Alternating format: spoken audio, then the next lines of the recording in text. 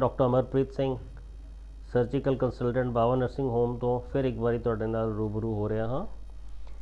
बड़े ਅਸੀਂ ਜਿਵੇਂ ਪਹਿਲਾਂ ਵੀ ਕਾਮਨ ਟੌਪਿਕਸ ਡਿਸਕਸ ਕਰ ਰਹੇ ਹਾਂ ਉਹਦੇ ਵਿੱਚ ਵੀ ਹੁਣ ਸਾਡੇ ਨਿਤ ਨਵੇਂ ਕੇਸ ਆਉਂਦੇ ਰਹਿੰਦੇ ਹਨ, ਜਿਵੇਂ ਕਿ ਲੱਤਾਂ ਸੁੱਜ ਜਾਣੀਆਂ, ਮੇਰੀਆਂ ਨਾੜਾਂ ਸੁੱਜ ਜਾਣੀਆਂ, ਜਿਵੇਂ ਪੇਸ਼ੈਂਟ ਬੜੇ ਰੂਟੀਨ 'ਚ ਪ੍ਰੈਜ਼ੈਂਟ ਕਰਦੇ ਹਨ।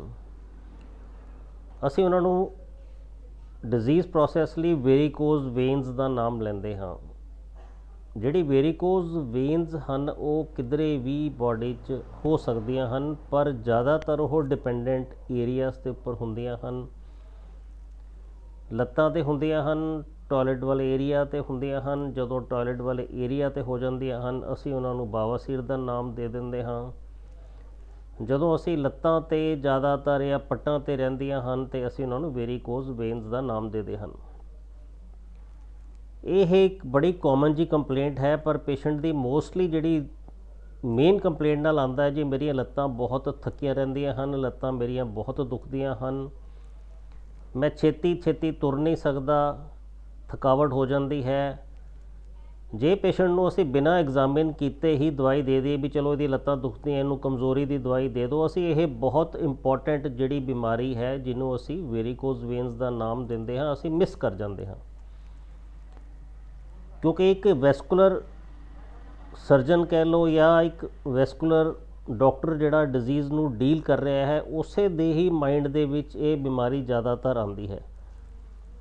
ਤੁਸੀਂ ਇਸ ਕਰਕੇ ਕੋਈ ਵੀ ਪੇਸ਼ੈਂਟ ਜਿਹੜਾ ਕਿ ਕਰੋਨਿਕ ਮੀਨਸ ਪੁਰਾਣੀਆਂ ਲੱਤਾਂ ਦੁਖਦੀਆਂ ਹਨ, ਬਹੁਤ ਥਕਾਵਟ ਹੁੰਦੀ ਹੈ, ਪੇਸ਼ੇ ਦੇ ਵਜੋਂ ਕੋਈ ਉਹ ਡਾਕਟਰ ਹੈ, ਇੰਜੀਨੀਅਰ ਹੈ ਜਾਂ ਡਰਾਈਵਰ ਹੈ, ਕੰਡਕਟਰ ਹੈ, ਜਿੱਥੇ ਸਾਰਾ ਦਿਨ ਖੜ ਕੇ ਭੱਜ ਕੇ ਉਹਨਾਂ ਨੂੰ ਕੰਮ ਕਰਨੇ ਪੈਂਦੇ ਹਨ, ਟੀਚਰ ਹੈ, ਪ੍ਰੋਫੈਸਰ ਹਨ, ਸੋ ਉਹਨਾਂ ਦੇ ਵਿੱਚ ਇਹ ਕਾਫੀ ਕਾਮਨ ਹੁੰਦੀਆਂ ਹਨ। ਕਿਉਂਕਿ ਜਿਹੜੇ ਸਾਡੀਆਂ ਵੇਨਸ ਦੇ ਵਿੱਚ ਵੈਲਵਸ ਹੁੰਦੇ ਹਨ ਜਿਨ੍ਹਾਂ ਦਾ ਕੰਮ ਬਲੱਡ ਇੱਕ ਸਾਈਡ ਤੋਂ ਦੂਸਰੀ ਸਾਈਡ ਜਾਣਾ, ਉਹ ਡੈਮੇਜ ਹੋ ਜਾਂਦੇ ਹਨ। ਸੋ ਉਸ ਟਾਈਮ ਬਲੱਡ ਸਾਲਾ ਟੂ ਐਂਡ ਫਰੋ ਆਉਣਾ ਸ਼ੁਰੂ ਹੋ ਜਾਂਦਾ ਹੈ, ਜਿਸ ਕਰਕੇ ਕਿ ਜਿਹੜੀਆਂ ਵੇਨਸ ਟਾਈਮ ਦੇ ਨਾਲ ਖਾਲੀ ਹੋਣੀਆਂ ਚਾਹੀਦੀਆਂ ਸੀਗੀਆਂ ਉਹ ਖਾਲੀ ਨਹੀਂ ਹੁੰਦੀਆਂ। ਸੋ ਗੰਦਾ ਖੂਨ ਉਹਨਾਂ ਦੇ ਵਿੱਚ ਇਕੱਠਾ ਹੋਣਾ ਸ਼ੁਰੂ ਹੋ ਜਾਂਦਾ ਹੈ ਅਤੇ ਸਾਡੇ ਜਿਹੜੀਆਂ ਲੈਗਸ ਹੈਗੀਆਂ ਨੇ ਉਹਨਾਂ ਦੇ ਵਿੱਚ ਚੇਂਜਿਸ ਆਉਣੀਆਂ ਸ਼ੁਰੂ ਹੋ ਜਾਂਦੀਆਂ ਹਨ। ਸਾਡੇ ਬਾਡੀ ਦੇ ਵਿੱਚ ਲੈਕਟਿਕ ਐਸਿਡ ਇਕੱਠਾ ਹੋਣਾ ਸ਼ੁਰੂ ਹੋ ਜਾਂਦਾ ਹੈ, ਜਿਸ ਨਾਲ ਸਾਡੀ ਦਿਨ ਬੈ ਦਿਨ ਥਕਾਵਟ ਵੱਧਦੀ ਜਾਂਦੀ ਹੈ। ਜਦੋਂ ਤੱਕ ਇਹ ਲੈਕਟਿਕ ਐਸਿਡ ਨਹੀਂ ਰਿਲੀਜ਼ ਹੋਏਗਾ ਬਾਡੀ 'ਚੋਂ, ਇੱਕ ਥਾਂ ਤੋਂ ਦੂਸਰੀ ਥਾਂ 'ਤੇ ਨਹੀਂ ਆਏਗਾ, ਉਦੋਂ ਤੱਕ ਤੁਹਾਡੀਆਂ ਲੱਤਾਂ ਦੁਖਣੀਆਂ ਠੀਕ ਨਹੀਂ ਹੁੰਦੀਆਂ। ਔਰ ਪੇਸ਼ੈਂਟ ਆਉਂਦੇ ਨੇ ਸਾਡੇ ਕੋਲੋਂ 6 ਮਹੀਨੇ 8 ਮਹੀਨੇ ਤੋਂ ਦਵਾਈਆਂ ਲੈ ਰਹੇ ਹਨ, ਮੇਰੀ ਲੱਤਾਂ ਦੀ ਦਵਾਈ ਚੱਲ ਰਹੀ ਹੈ ਜੀ, ਮੇਰਾ ਥਕਾਵਟ ਬਹੁਤ ਹੋ ਰਹੀ ਹੈ। ਥਕਾਵਟ ਦੇ ਵਿੱਚ ਉਹਨਾਂ ਨੇ ਟੀਕੇ ਲਵਾ ਲੈਂਦੇ ਨੇ, ਕਹਿੰਦੇ ਜੀ ਸਾਨੂੰ ਕੋਈ ਦਵਾਈ ਕੰਮ ਨਹੀਂ ਕਰ ਰਹੀ, ਸਾਡਾ ਕੁਛ ਉਹ ਹੋਰ ਪਾਸੇ ਸੋਚਣ ਲੱਗ ਜਾਂਦੇ ਹਨ ਕਿ ਸ਼ਾਇਦ ਸਾਨੂੰ ਕੋਈ ਹੋਰ ਵੱਡੀ ਬਿਮਾਰੀ ਲੱਗ ਚੁੱਕੀ ਹੈ ਜਿਹਦਾ ਕਿ ਹੁਣ ਕੋਈ ਟ੍ਰੀਟਮੈਂਟ ਨਹੀਂ ਹੈ, ਪਰ ਐਸੀ ਕੋਈ ਗੱਲ ਨਹੀਂ ਹੈ। ਸੋ ਜਦੋਂ ਵੀ ਤੁਹਾਨੂੰ ਆਪਣਾ ਪਰਸਨਲ, ਜਦੋਂ ਤੁਸੀਂ ਨਹਾਉਂਦੇ ਹੋ, ਆਪਣਾ ਬੈਠਦੇ ਹੋ ਫ੍ਰੀ ਮੋਡ ਦੇ ਵਿੱਚ, ਆਪਣੀਆਂ ਲੱਤਾਂ ਜ਼ਰੂਰ ਚੈੱਕ ਕਰੋ, ਉਹਨਾਂ ਦੇ ਉੱਪਰ ਕੋਈ ਹਰੇ ਰੰਗ ਦੀਆਂ ਨਾੜਾਂ ਕੋਈ ਪ੍ਰੋਮੀਨੈਂਟ ਤੇ ਨਹੀਂ ਹੋ ਰਹੀਆਂ ਹਨ, ਕਿਉਂਕਿ ਮੋਸਟਲੀ ਜਿਹੜਾ ਕੰਮ ਹੈ ਇਹ ਪੈਰ ਤੋਂ ਹੀ ਸ਼ੁਰੂ ਹੁੰਦਾ ਹੈ। ਉੱਤੇ ਹਲਕੇ ਜਾਮਨੀ, ਅਸੀਂ ਉਹਨਾਂ ਨੂੰ ਸੱਪ ਵਾਂਗਣ ਸਰਪੈਂਟੀਨਾ ਵੀ ਕਹਿੰਦੇ ਹਨ, ਕਿਉਂਕਿ ਜਿਵੇਂ ਸੱਪ ਰੇਂਗਦਾ ਹੈ ਉਹ ਸ਼ੁਰੂ ਦੇ ਵਿੱਚ ਛੋਟੀਆਂ ਵੇਨਸ ਉਸ ਤਰ੍ਹਾਂ ਹੀ ਦਿਖਦੀਆਂ ਹਨ।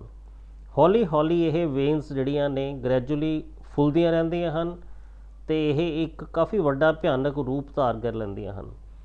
ਇਹਦੀ ਇੰਪੋਰਟੈਂਸ ਤਾਂ ਹੈਗੀ ਹੈ ਕਿਉਂਕਿ ਇਹ ਜੇ ਕਾਫੀ ਦੇਰ ਤੱਕ ਤੁਸੀਂ ਇਹਦਾ ਟ੍ਰੀਟਮੈਂਟ ਨਾ ਕਰਾਓ, ਪੇਸ਼ੈਂਟ ਨੂੰ ਸਭ ਤੋਂ ਪਹਿਲਾਂ ਕੌਜ਼ ਹੁੰਦਾ ਵੀ ਬਲੀਡਿੰਗ ਦੇ ਚਾਂਸ ਬਹੁਤ ਜ਼ਿਆਦਾ ਵੱਧ ਜਾਂਦੇ ਹਨ। ਕੋਈ ਹਲਕੀ ਮਾਮੂਲੀ ਠੋਕਰ ਲੱਗੀ, ਪੇਸ਼ੈਂਟ ਇੰਨਾ ਕੁ ਬਲੀਡ ਕਰਦਾ ਹੈ ਕਿ ਪੇਸ਼ੈਂਟ ਪੱਟੀਆਂ ਬੰਨ੍ਹ ਕੇ ਮਤਲਬ ਘਰੋਂ ਤੁਰ ਕੇ ਸਾਡੇ ਕੋਲ ਪਹੁੰਚਦੇ ਹਨ, ਕਿਉਂਕਿ ਇਹਦੇ ਵਿੱਚ ਪ੍ਰੈਸ਼ਰ ਇੰਨਾ ਜ਼ਿਆਦਾ ਵੇਨਸ ਦੇ ਵਿੱਚ ਆ ਚੁੱਕਾ ਹੁੰਦਾ ਹੈ।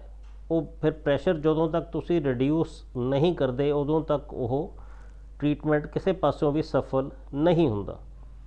ਦੂਸਰੀ ਗੱਲ ਹੈ ਇਹ ਜਿਹੜੀ ਪ੍ਰੈਸ਼ਰ ਹੈਗਾ ਨੀਚੇ ਤੁਹਾਡੇ ਹੱਡੀਆਂ ਹੁੰਦੀਆਂ ਹਨ, ਇਹ ਹੱਡੀਆਂ ਤੱਕ ਵੀ ਪਹੁੰਚ ਜਾਂਦਾ ਹੈ, ਜਿਸ ਕਰਕੇ ਸਾਡਾ ਹੱਡੀਆਂ ਵੀ ਖੁਰਨੀਆਂ ਸ਼ੁਰੂ ਹੋ ਜਾਂਦੀਆਂ ਹਨ, ਖਰਾਬ ਹੋ ਜਾਂਦੀਆਂ ਹਨ। ਹੋਰ ਕੰਪਲੀਕੇਸ਼ਨਸ ਹੁੰਦੀਆਂ ਨੇ, ਇਹਦੇ ਵਿੱਚ ਅਲਸਰ ਬਣ ਜਾਂਦੇ ਹਨ, ਜਿਹੜੇ ਕਿ ਸਾਡੇ ਕ੍ਰੋਨਿਕ ਅਲਸਰ ਦਾ ਨਾਮ ਦੀ ਵੈਰਾਈਟੀ ਵਿੱਚ ਚਲੇ ਜਾਂਦੇ ਹਨ, ਜਿਹੜੇ ਕਿ ਪੇਸ਼ੈਂਟਸ ਨੂੰ ਕਈ ਸਾਲ ਤੱਕ ਵੀ ਟ੍ਰੀਟਮੈਂਟ ਦੇ ਬਾਵਜੂਦ, ਸਿੰਪਲ ਟ੍ਰੀਟਮੈਂਟ ਦੇ ਬਾਵਜੂਦ ਨਹੀਂ ਠੀਕ ਹੋ ਸਕਦੇ, ਕਿਉਂਕਿ ਇਹਦਾ ਡਾਇਗਨੋਸ ਪ੍ਰੋਪਰ ਬਣਿਆ ਹੀ ਨਹੀਂ ਹੁੰਦਾ। ਅਸੀਂ ਇਹਨੂੰ ਵੇਰੀਕੋਜ਼ ਅਲਸਰ ਕਹਿੰਦੇ ਹਾਂ। ਸੋ ਜਦੋਂ ਤੱਕ ਇਹਦੀ ਬੇਸਿਕ ਬਿਮਾਰੀ ਠੀਕ ਨਹੀਂ ਹੋਏਗੀ, ਉਦੋਂ ਤੱਕ ਜਿਹੜਾ ਵੇਰੀਕੋਜ਼ ਅਲਸਰ ਹੈਗਾ ਉਹ ਬਿਲਕੁਲ ਠੀਕ ਨਹੀਂ ਹੋਏਗਾ। ਰੀਜ਼ਨ ਸਿਰਫ ਇਹੀ ਹੁੰਦਾ ਹੈ ਕਿ ਸਾਡੇ ਵੇਰੀਕੋਜ਼ ਵੇਨਸ ਨੂੰ ਡਾਇਗਨੋਜ਼ ਬੜਾ ਲੇਟ ਕੀਤਾ ਜਾਂਦਾ ਹੈ, ਜਦੋਂ ਤੱਕ ਕਿ ਸਟੇਜ ਸਾਡੀ ਸਿੰਪਲ ਟ੍ਰੀਟਮੈਂਟ ਦੀ ਲੰਘ ਚੁੱਕਦੀ ਹੈ। ਸਾਡੇ ਕੋਲ ਸੋ ਪੇਸ਼ੈਂਟ ਬੜੇ ਲੇਟ ਪ੍ਰੈਜੈਂਟ ਕਰਦੇ ਹਨ, ਜਿਨ੍ਹਾਂ ਲਈ ਫਿਰ ਤਰੀਕਾ ਸਾਡੇ ਕੋਲ ਇੱਕ ਸਰਜੀਕਲ ਹੀ ਰਹਿ ਜਾਂਦਾ ਹੈ। ਜੇ ਪੇਸ਼ੈਂਟ ਇਨੀਸ਼ੀਅਲ ਸਟੇਜਿਸ ਦੇ ਵਿੱਚ ਸਾਡੇ ਕੋਲ ਆ ਜਾਂਦਾ ਹੈ, ਉਹਦੇ ਵਿੱਚ ਕਾਫੀ ਟ੍ਰੀਟਮੈਂਟ ਅਵੇਲੇਬਲ ਹਨ। ਉਹਦੇ ਵਿੱਚ ਜਰਾਬਾਂ ਹਨ, ਦਵਾਈਆਂ ਖਾਣ ਵਾਲੀਆਂ ਹਨ, ਦਵਾਈਆਂ ਇੰਜੈਕਸ਼ਨਸ ਲਾਉਣ ਵਾਲੀਆਂ ਹਨ। ਸੋ ਜਿਹਦੇ ਨਾਲ ਜਿਹੜੀ ਡਿਜ਼ੀਜ਼ ਦੀ ਸਟੇਜ ਹੈ ਉਹ ਜਲਦੀ ਹੀ ਠੀਕ ਹੋ ਜਾਂਦੀ ਹੈ ਔਰ ਪੇਸ਼ੈਂਟ ਟੋਟਲ ਤੰਦਰੁਸਤ ਹੋ ਜਾਂਦਾ ਹੈ। ਸੋ ਦੋਸਤੋ, ਅੱਜ ਇਹ ਕਹਿਣ ਦਾ ਮਤਲਬ ਸੀਗਾ, ਕੋਈ ਵੀ ਲੱਤਾਂ ਦਾ ਕ੍ਰੋਨਿਕ ਦਰਦ ਹੋਵੇ, ਤੁਹਾਨੂੰ ਕਦੀ ਟੋਇਲਟ ਵਾਲੇ ਏਰੀਏ ਦੇ ਵਿੱਚ ਪੇਨ ਹੋਏ, ਬਲੀਡਿੰਗ ਆਏ, ਉਹ ਜਿਸ ਨੂੰ ਅਸੀਂ ਵੇਰੀਕੋਜ਼ ਵੇਨਸ ਜਾਂ ਵੇਰੀਕੋਜ਼ ਅਲਸਰਸ ਕਹਿੰਦੇ ਹਾਂ, ਉਹਦਾ ਜ਼ਰੂਰ ਧਿਆਨ ਨਾਲ ਟ੍ਰੀਟਮੈਂਟ ਕਰਾਓ ਤਾਂ ਕਿ ਤੁਸੀਂ ਇਹਨਾਂ ਦੀਆਂ ਕੰਪਲਿਕੇਸ਼ਨਸ ਤੋਂ ਬਚ ਸਕੋ। Thank you.